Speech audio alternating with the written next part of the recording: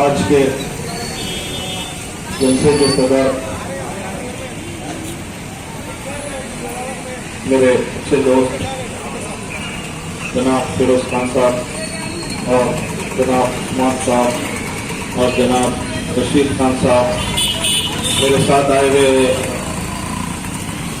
निर्मल से अजहर साहब United vice president Imran भाई काउंसलर फिजर एहसन भाई और घरों में बैठे हुए हमको जो सुन रहे हैं मेरी माँ बहन अस्सलाम वालेकुम।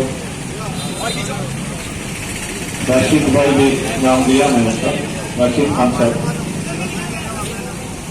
आज Vijaynagar colony division ward number 33 इंतखाबात में मेरी जो बहन कॉन्टेस्ट कर रहे हैं, मैं अदबन गुजारिश करता हूं विजयनगर कॉलोनी के लोगों से कि मेरी बहन को वोट डालकर 1 तारीख को कांग्रेस पार्टी का निशान है। हम लोग बड़ी दूर से आए हैं, आदिलाबाद, निर्मल, सिरपुर, कागजनगर से। आपके सामने आने का अहम मकसद ये है कि इन दिनों में हमने रोज टीवियों पे और अखबारात में, सोशल मीडिया पे बार बार ये देख रहे हैं कि बीजेपी की सारी टीम जेपी नड्डा से लेकर नरेंद्र मोदी साहब, अमित शाह साहब और भी यूथ कांग्रेस के लीडर्स, वहां के सभी यूथ लीडर्स दिल्ली से आ रहे हैं। आने का उनका अहम मकसद ये है और वो आ नहीं रहे, उनको बुलाया जा रहा है। आप हैरत करेंगे, इनको बुलाने वाले शख्स और कोई नहीं, एमआईएम के लीडर्स हैं। इसलिए एक वायदा है कि आपको बिहार, यूपी, बंगाल, बॉम्बे, महाराष्ट्र, आपको जब दावत दी जाती है तो आप लोग हैदराबाद के एमआईएम मजलिस इत्तेहादुल मुस्लिमीन के लोग वहां जाकर तकरीरें कर वहां पे जो जहां पे कॉन्टेस्ट नहीं करना है, जहां पे खुद मुस्लिम एमएलए जीत सकते, आरजेडी से हो या महाराष्ट्र में कांग्रेस से हो या बंगाल में ममता बनर्जी की पार्टी से हो, या ऑलरेडी वहां के एमएलए मुस्लिम हैं, तो ऐसी जगहों पर जाकर कॉन्टेस्ट करते हैं जहां पे 30% मुस्लिम है, किसी जगह 60% मुस्लिम है, वहां पर बीजेपी के एमएलए जीतते हैं। जीतते नहीं है, बाकायदा जिताते हैं।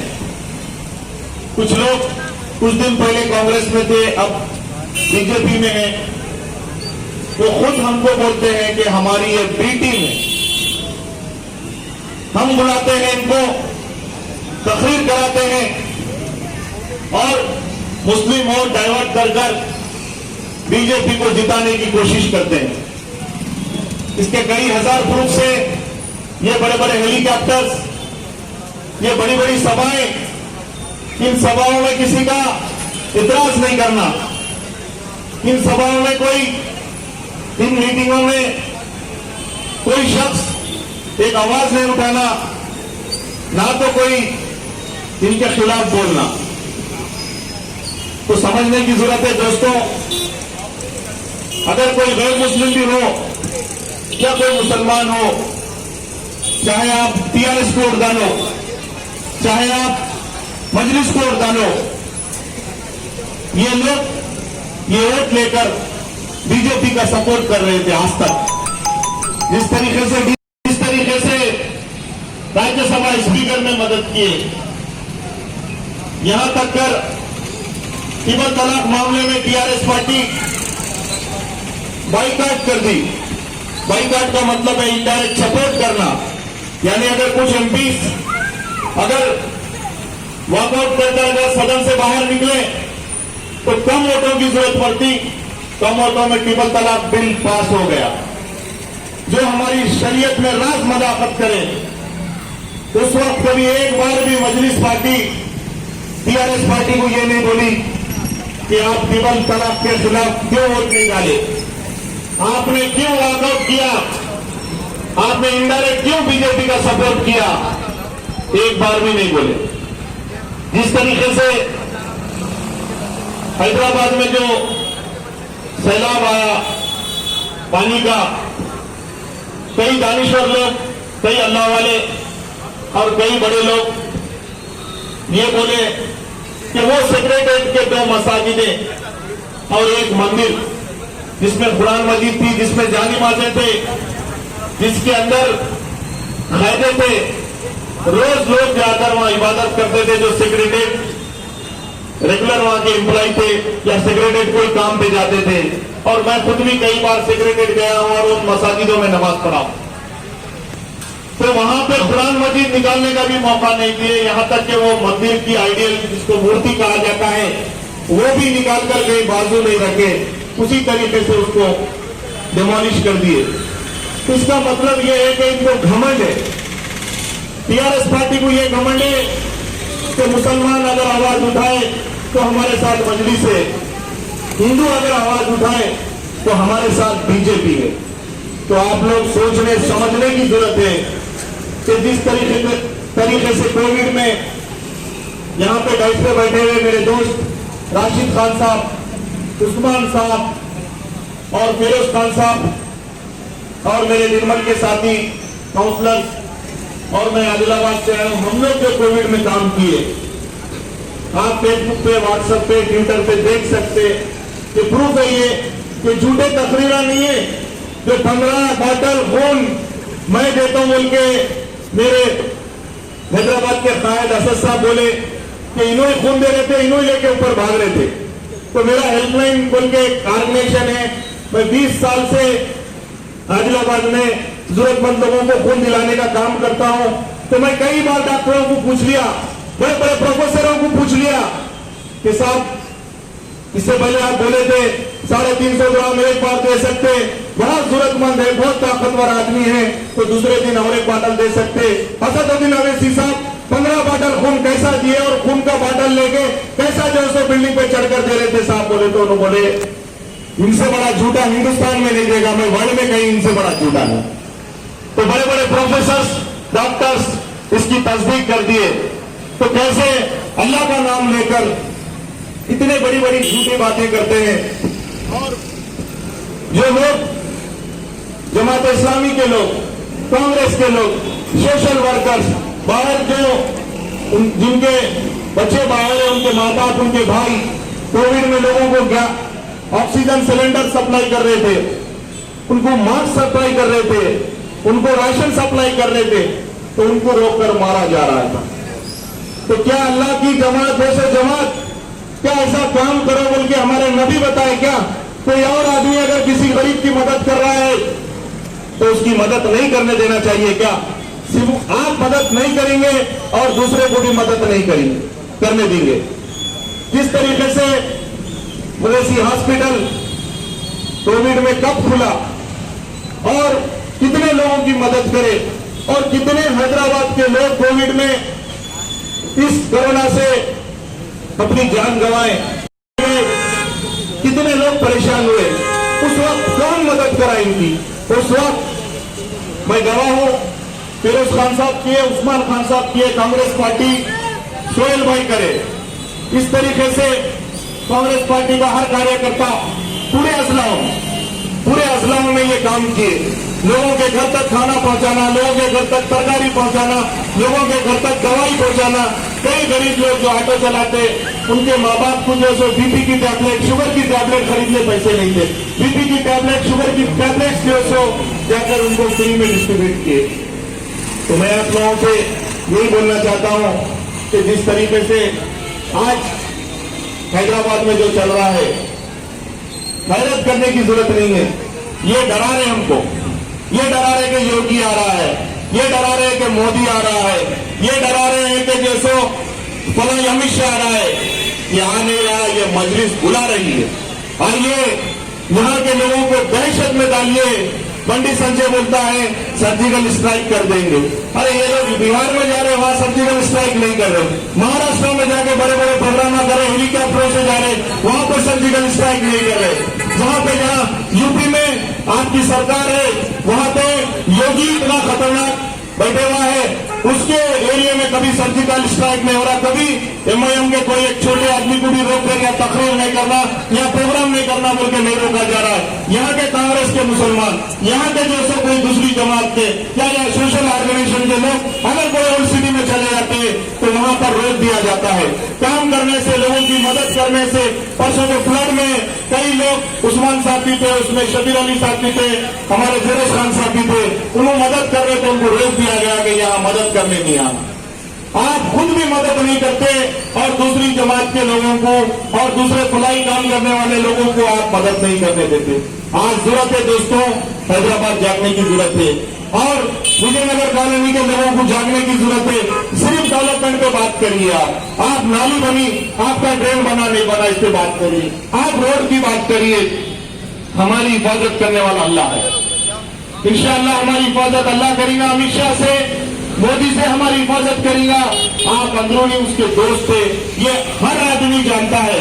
परसों बंगाल के सदर, परसों बंगाल के एएमएम के सदर ये बोले कि जैसे जो बिहार में हाल हुआ वो हाल नहीं होना और मुसलमानों का नुकसान नहीं होना, सेकुलर जमातों का नुकसान नहीं होना बोल के हम ममता बनर्जी की पार्टी में वहां के बंगाल के सदर और वहां के जितने भी डिस्ट्रिक्ट के सदर थे, स्टेट के सदर के साथ ममता बनर्जी की पार्टी में शामिल हो गए और उन्हें ये बोले कि यहां पर अगर असदुद्दीन अवैसी आए तो कई सेकुलर पार्टियों को नुकसान होता। कि जिस वक्त अडवाणी यात्रा निकाले थे तो उस वक्त वहां पर लालू प्रसाद यादव ने उनको रोका। वैसे शख्स के खिलाफ जाकर, वैसे सेकुलर कायदों के खिलाफ जाकर आप वहां पर उसका बेटा, छोटी उम्र का बच्चा बड़ी बड़ी ताकतों से मुकाबला कर रहा था, उसके हाथ मजबूत करने की जरूरत थी, उसको साथ लेके उसको हिम्मत देने की जरूरत थी। जहां जहां भी फिरकापरस्त ताकतें मजबूत हो रही थी वहां जाकर आप फिरकापरस्त ताकतों को कमजोर करने की जरूरत थी। लेकिन जितने सेकुलर कायद थे, जिस तरीके से यूपी में कांग्रेस थी या समाजवादी पार्टी थी, मायावती थी, उनसे अलायंस कर लड़ सकते थे, नहीं लड़े। जिस तरीके से बिहार में तेजस्वी यादव के साथ अलायंस करने की जरूरत थी, वहां पे अलायंस नहीं करे, वहां पे भी इंडिया अपने अलग कॉन्टेस्ट करे। हिंदुस्तान के अंदर आरएसएस का एक प्लान था, एक मजबूत जमातें, दलित और मुस्लिम हमेशा कांग्रेस को वोट डालते हुए आए, उनके वोट को किस तरीके से फोड़ना, इनके साथ वायदा करी कि तुम पूरे हिंदुस्तान में हेलीकॉप्टरों से घूमो, हेलीकॉप्टरों का खर्च, तुम्हारे उठने बैठने का खर्च, तुम्हारे पे कोई ईडी, तुम्हारे पे कोई जैसे चार्जेस नहीं लगेंगे। जिस तरीके से हमने यूपी में हमारे कायदे आजम खान साहब को जेल में डाला, हम आपको जेल में नहीं डालेंगे। हम आपके कोई कॉलेज को, आपके बैंक को कोई इंक्वायरी नहीं लगाएंगे। आप पूरे हिंदुस्तान में घूमो और कांग्रेस को नुकसान पहुंचाओ। प्रकाश अम्बेडकर को अगर दलितों के वोट खोलने के लिए निकाला और मुस्लिम वोट खोलने के लिए दोस्तों यहां से मजलिस को निकाले। बताइए मेरे दोस्तों, कौन से इस्लाम में कहां पर हमारे नबी बोले कि किसी मजहब के खिलाफ बात कर? क्यों जो सो सीता मां और राम जी के बारे में हमारे कायद गलत बात करते हैं? क्यों किसी के मजहब को, जबकि आपके नबी ने फरमाया कि किसी के मजहब को बुरा मत करो, क्यों जो सो इस तरीके से बयान देते हैं? और क्यों जो देश में आप रहते हैं उस देश से आपको मोहब्बत करना चाहिए। क्यों अकबरुद्दीन अवैसी का ऐसा बयान होता है कि 15 मिनट पुलिस हटा दो, क्यों हटाना कोई पुलिस? ये जो हिंदू भाई, ये जो सिख भाई, ये जो दलित भाई हमारे साथ मिलकर रह रहे, रात दिन हम उनके साथ उठते बैठते हैं, हम उनके साथ कारोबार करते हैं, एक दूसरे के साथ दोस्ती करते हैं, एक दूसरे के साथ पढ़ते हैं। आप क्यों हम लोगों के बीच में नफरत फैला रहे? क्यों ऐसे बयानात हो रहे? ये बयानात स्क्रिप्ट आता है, अमित शाह के ऑफिस से स्क्रिप्ट आता है। इस हफ्ते आप ये बयान दीजिए। तो एक काबिल आदमी, कोई एक समझदार आदमी क्या ये बोल सकता है कि 15 मिनट के लिए पुलिस हटा दो? नहीं। काबिल है, पढ़े लिखे है, अच्छे खानदान से है। इसका मतलब ये है कि नफरत फैलाओ। नरेंद्र मोदी को कोई कुर्सी पे नहीं बिठा सकता था, ये बयानात बिठाए। पूरे हिंदुस्तान के गैर मुस्लिम वो स्पीचेस खड़े के और अपने घरों में, अपने यूट्यूब में, अपने टीवियों पे देखे तो ये क्या बोल रहे हैं अकबरुद्दीन अवैसी कि जैसे 15 मिनट पुलिस हटाए तो क्या हम पे जंग कर देना चाह रहे? क्या बोलना चाह रहे? क्यों ऐसे बातें कर रहे? क्यों जैसे हमारे भगवानों को गालियां दे रहे? तो ये साजिश के तहत कि जैसे नरेंद्र मोदी को पीएम बनाना है, इस तरीके से इस देश में हिंदू मुस्लिम जो मिलकर रह रहे हैं, ये हिंदू मुस्लिम को लड़ाना है, तो ऐसे स्पीचेस दीजिए। देखिए बंडी संजय बोल रहा है, कुछ भी बोल रहा है। और निजामाबाद का एमपी जिसका बाप कांग्रेस में था, मिनिस्टर था, पीसीसी प्रेसिडेंट था, उसका भाई बेर था निजामाबाद का, अरविंद बोलता है मुंह खोला तो अंगार उगलता है। किस वास्ते? इस वास्ते कि ये स्क्रिप्ट आता है।